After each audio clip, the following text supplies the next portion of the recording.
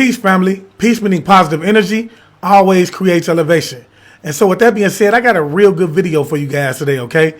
This video is going to be from an ex-CIA agent by the name of Joseph Spencer, who was a former Man in Black, okay? And I know a lot of you have watched the movie with Will Smith, and I can't think of the other actor's name, man, but I know a lot of you have seen that movie already, The Man in Black. It was a big box office hit, or whatever you want to call it, okay?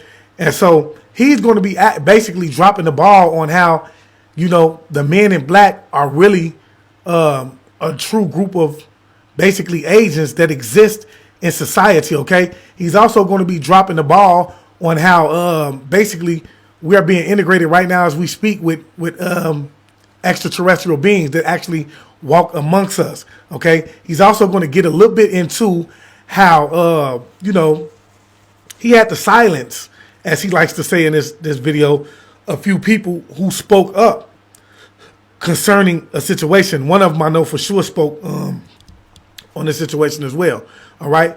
And so I've told you guys time and time again how they like to give us the truth in the form of entertainment, because they understand that if they do it that way, then we're only going to believe that it's entertainment, okay? See, we have to understand that by universal law, they have to give us truth, okay? But they choose to do it this way so that you won't believe it and start to go digging and looking for more information, all right? And so if you haven't already, I'm going to ask that you go ahead, like this video up, and share it as well, man. And without further ado, we're just going to go ahead and jump into this video, man. Let's go. His name is Joseph Spencer. He recorded this interview in 1989. He was dying, and he actually died the following year in 1990. It's the only time he's ever talked about this on camera. It's about 14 minutes long, and I'll just show you a few clips. But he's ex-CIA, and more importantly, he claims to be ex-Men in Black. And just check out what he's saying here. This transition in my life happened in 1970. The senior black project director was William T. Latham, who had worked under CIA Executive Director Richard Schlesinger. Latham stated that I was the perfect candidate for my new position. I was a foster child, and I had no connections to existing relatives. I had no friends or social life. It was easy for them to erase my past and provide me with a new identity. I gave myself to them as a priest would to his God. But first, my mind had to be erased. And so we see how in the movie they would use this little thing, right, that they would basically put into their eyes, right, or their eyes, right, and then they would basically erase their memories by clicking this little thing in their eyes. This is what they did to everyone. Okay, so see how this is what you have to understand. The elite, they do not have this type of imagination to where they can just create things at will. They don't have that, okay? And this is because majority of them don't even have chakras. Okay, they don't have the second chakra, which deals with creativity. All right, and so this is why when they show you these things in the movies, we have to be like, okay, yeah, there's a chance that this could be very much real. All right, we saw in the video how they would click the thing and it would erase, you know, a lot of their footage, but actually they didn't do it like that. I mean, a lot of their memories, but as he's going to explain, they didn't do it like that. They actually used another technique to erase their memory. I was injected with various forms of mind-altering drugs: LSD, heroin, mescaline, morphine, sodium pentothal, and more. Drug-induced hypnosis followed with antegrade and retrograde amnesia. The goal was to program me to do two things: kill and forget. After 9 months of programming, I had become a man in black.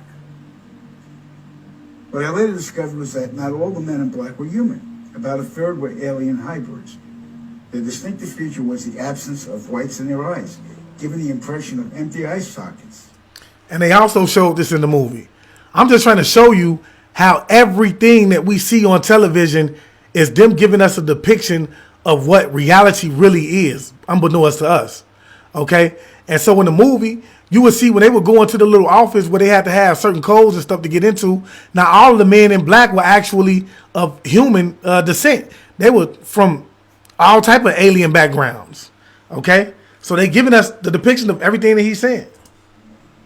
This unsettled me, and it took months to adjust to the reality of alien integration. My assignments largely dealt with UFO sightings and crash sites. In August of 1971, I witnessed my first UFO crash site just north of Edwards Air Force Base in California. Inside the craft were 3 grayed humanoids, 2 dead, 1 still alive. Also in the craft was a human female abductee. The alien humanoids were transported to the base. Now, so what have I told you that these grays like to do?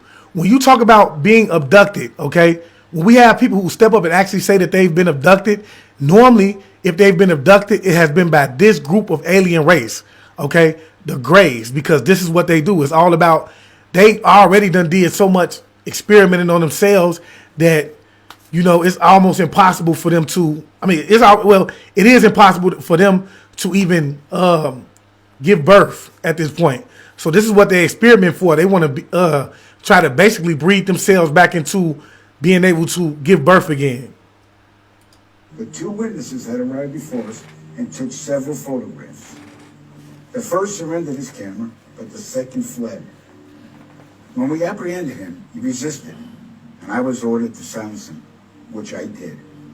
The killing of witnesses was executed with a wand that acted very much like today's taser, but the voltage from the wand would cause immediate cardiac arrest, and victims' death could be attributed to natural causes. We silenced countless victims, not only men, but women of all ages. See what he said? Do y'all see what he said? It would be after he would knock them off, they would tell him that they passed away from a natural cause. What does that remind you of? The technique that is being used today on an everyday basis, right? When we talk about all of these supposed celebrities committing or knocking themselves off, right? All of the drug-induced homicides, when people would say, I know that they're drug-induced homicides, but when other people would come along and say what? Oh, they overdosed. When in all actuality, you know, the drugs were targeted. Okay? This is a reminder of that. You feel me? Or this is what they're actually still using to this day. And even teenagers. The following day, after each kill, our memories were reset, so we would have no recollection of the murders. A good majority of the victims were ufologists and whistleblowers. Among the ufologists I personally silenced were Paul William Cooper. Now, for those of you who don't know who Paul William Cooper is, this is the author of Behold a Pale Horse, okay?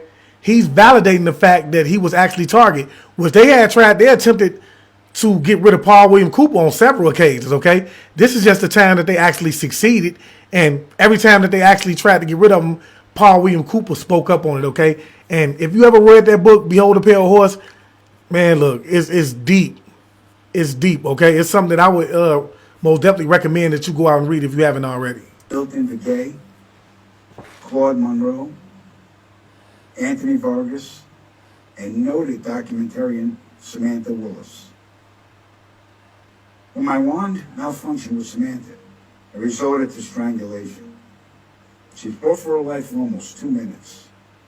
In recalling this act, I stared into her pleading eyes for the entire duration with absolutely no remorse, guilt, or feelings. That was how effective the mind conditioning was. And it's her face that haunts my dreams more than anyone's to this day. Somebody stuffed out a documentarian. Yep. Well, that's not good to hear. Yeah. All right, we're going to move on. 1954, Dwight Eisenhower signed what's known as the Granada Treaty with the alien gray race. In exchange for shared alien technologies, the Greys were allowed to abduct a number of humans annually for medical examination. We spoke on this, right? We spoke on this. I told y'all in one of my lives, I even showed you footage, okay, of how these aliens came through a portal, because since 1954, I want to say, or 1952, a portal has been opening in our realm, all right, that would allow these aliens to come through from other star systems or galaxies, all right? Mainly being the Orion star system. So when he's talking about Eisenhower, he's talking about the year that the Aldebaran came through along with the Ashtar Command. All right. They came through and asked President Eisenhower at the time to put his weapons down, but he told them, "No, I'm not going to put my weapons down because I was already warned that I couldn't trust the Aldebaran by another alien that we have living in the Octagon or the Pentagon at the time by the name of Val Thor. He told me not to trust him because they wasn't trustworthy. So he refused to put the weapons down, okay? But they eventually end up coming to some type of treaty because these aliens had some technology that can help them grow, that can help us further grow. So a part of that treaty was to allow them to, abduct a few of the human beings, okay, to basically, examine them. The Greys also demanded anonymity from the public. A short time later, human technology took a giant leap forward with circuit chips, fiber optics, and lasers. The Grounded Treaty is still active today, but the number of human abductions has increased despite objections from the world governments. Now, the really interesting part. Every year, at least 8 million children go missing in the world. I can attest that 1/3 of them are abducted by government operatives and transported to any one of the 1,477 underground military installations on the planet, then imprisoned for the remainder of their lives. The children are subjected to biological and genetic experiments, dissections, and mutilations performed not by human scientists, but an alien gray species. During my stay at the Vanguard Underground Base north of Phoenix, Arizona, I witnessed many of these procedures. Because there's no form of anesthesia administered to the young patients, the halls reverberated with the screams of tortured children from morning to night. The ones that perished were incinerated in the installation's crematoriums. My point of contact at this base was Lieutenant Colonel Charles T. Leninger, and he was a human-alien hybrid. Get ready for this. In 1994, the World Population Summit in Cairo, Egypt, had 160 nations participate, where they all agreed that the human population was out of control and must be stopped because the world is running out of resources. An agreement was formed that would mandate the reduction of humans from 6 billion to 800 million by the year 2030. This meant finding a method or methods to wipe out nearly 95% of the population. Wow. Let he who has eyes see clearly. Let he who has eyes see clearly. It's not the year 2030 right now. We understand that what is expected to happen in the year 2030? The polar shift is supposed to take place by the year 2030. They're telling them that human population, for whatever reason, is overtaking society, or whatever the reason they're trying to say. And so we need to knock off, hence Bill Gates wants to knock off what? Over 300 million people. Okay? He said this. They need to get the population down to about a good 15%. Was his words. And they can do this through what? Okay? Through the food you eat. And also through the medical system. Okay? And now that we understand right now that, guess what? A lot of these extraterrestrials, and I will guarantee you that it's the reptilians, draconian reptilians, are playing a major role in trying to knock off majority of society, all right? And if I have to say so myself, I would say it's because this is another way. They eat like this, y'all. Majority of them eat like this. So if you don't want to believe this, bro, that's on you. Solutions were discovered, investigated, tested, and created, and have been in full force since. The procedures have been inflicted onto the human race are as follows. 1. Toxic levels of chemically enhanced fluoride have been secretly added to our drinking water over the last 20 years in every city and community on the planet. I personally oversaw the delivery of fluoride barrels to Denver, Chicago, Tampa, and Minneapolis water departments. The adverse effects of fluoride poisoning to the human body are numerous and debilitating. The effects to children is damage to their neurological development, among other serious ailments. Neurological means their brain the processing of their brain growth or the way that it communicates and acts. This is why a lot of our children aren't as smart as they're supposed to be anyway. Even us, because we've been subjected to it. So, I told y'all it's all strategically done. 2. Man-made viruses and diseases. The AIDS virus, which was a designer byproduct of the American Disease Institute, was distributed through vaccines to the public in 1980. Instituted as a preliminary population control tactic, the results were successful and led to more lab-produced viruses that have since been unleashed onto the public. Among those is the development of a mutated version of the common flu to replicate the 1918 influenza pandemic that killed 40 million people. The first strain of this new flu virus will be released to the public in late 2017. So if we see a flu outbreak in the late 2017 or early 2018 that's killing people, we'll know this is true. All right.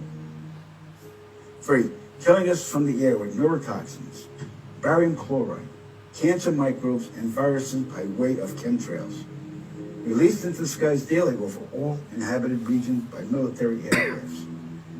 The effects of these toxins are severe and over time lethal, causing respiratory ailments, cancer, damage to the immune systems, and sterilization in men. Since the chemtrail plan was implemented, sperm count in men has dropped nearly 50%. If this isn't reversed soon, the human race will face early extinction. Hey, this is crazy, y'all.